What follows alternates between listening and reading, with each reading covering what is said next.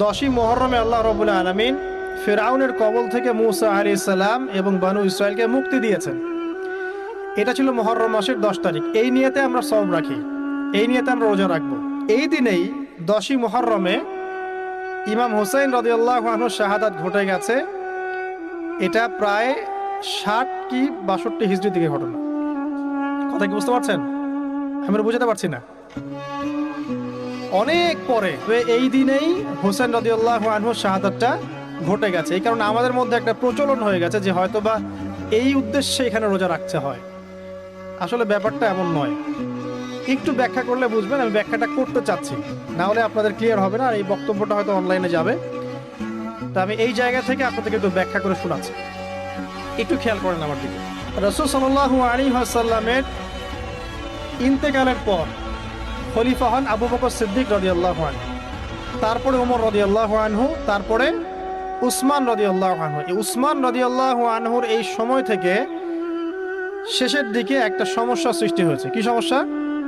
উসমান রাদিয়াল্লাহু আনহুকে কিছু বিদ্রোহীরা হত্যা করেছিল। একটু বোঝার চেষ্টা করেন। ইতিহাস পড়তে কিন্তু অনেক সময় লাগে, আমি খুব অল্প সময় আপনাকে শেখাচ্ছি। উসমান রাদিয়াল্লাহু আনহুকে হত্যা করেছিল কিছু বিদ্রোহী, ঠিক আছে? যিনি নবী সাল্লাল্লাহু আলাইহি ওয়াসাল্লামের জামাই, 2 জন মেয়েকে বিয়ে করেছেন, জিন্নুরাইন, তাকে হত্যা করেছে কিছু বিদ্রোহী। এরপরে খেলাফতের দায়িত্বে আসেন আলী রাদিয়াল্লাহু আনহু। কে আসেন? আলী রাদিয়াল্লাহু আনহু। আলী রাদিয়াল্লাহু আনহু দায়িত্ব নেন এই মক্কা মদিনা এই জায়গাটুকুর উপরে। তার হাতে সাহাবায়ে কেরাম বায়াত করেন। কিন্তু ওই দিক বলতে বোঝাচ্ছি সিরিয়া, শামের দিকে, সেদিকের গভর্নর ছিলেন মুয়াবিয়া রাদিয়াল্লাহু আনহু। কি নাম? মুয়াবিয়া রাদিয়াল্লাহু আনহু। তিনিও কিন্তু একজন বড় মাপের সাহাবী, ঠিক আছে? তো মুয়াবিয়া রাদিয়াল্লাহু আনহু সেখানে নিজে সেখানকার খেলাফতের দাবি করেন। আলী রাদিয়াল্লাহু আনহুর হাতে বায়াত তিনি করেননি। আলী রাদিয়াল্লাহু আনহুকে বারবার একটা বিষয়ের চাপ দেওয়া হচ্ছিল যে ওসমান রাদিয়াল্লাহু আনহু শাহাদাতের আগে বিচার করতে হবে, হত্যাকারীর বিচার করতে হবে। তো এখানে একটা দ্বন্দ্ব, মানে একটা পলিটিক্যাল দ্বন্দ্ব সৃষ্টি হলো। ওইদিকে মুয়াবিয়া রাদিয়াল্লাহু আনহু তিনি খেলাফতের দাবিদার হয়ে উঠলেন, এদিকে সাহাবায়ে কেরাম সহ অনেকেই আলী রাদিয়াল্লাহু আনহুর কাছে বায়াত করলেন। তো এর ফলশ্রুতিতে দেখা যায় আলী রাদিয়াল্লাহু আনহু তার রাজধানীটাকে কুফায় নিয়ে যান, ইরাকের কুফায়।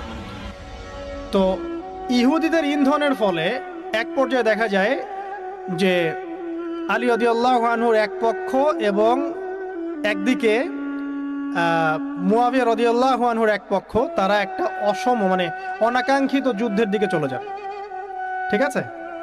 এই যুদ্ধটাকে বলা হয় সিফফিনের যুদ্ধ। কিসের যুদ্ধ? সিফফিনের যুদ্ধ। এটা সংঘটিত হয়েছে 37 হিজরিতে। কত হিজরি? 37। এর আগের বছর আবার উটের যুদ্ধ হয়েছে, জাঙ্গে জামাল। তার পরের বছর এই সিফফিনের যুদ্ধ।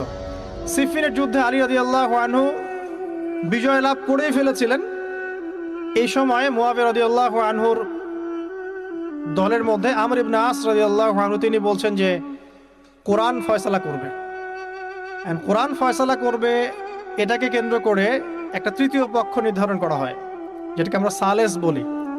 যে মুয়াবিয়া রাদিয়াল্লাহু আনহুর পক্ষে একজন, তার নাম আমর ইবনে আস রাদিয়াল্লাহু আনহু, এবং আলী রাদিয়াল্লাহু আনহুর পক্ষে একজন, তার নাম হচ্ছে আবু মুসা আশআরী রাদিয়াল্লাহু আনহু। তারা গিয়ে একটা তৃতীয় পক্ষ করে মীমাংসা করতে যাচ্ছেন যে আমরা কেউ যুদ্ধ চাই না, আমরা ভাই ভাই, আমরা সবাই মুসলিম উম্মার ঐক্যের খাতিরে এখানে একটা সলিউশনে আসবো।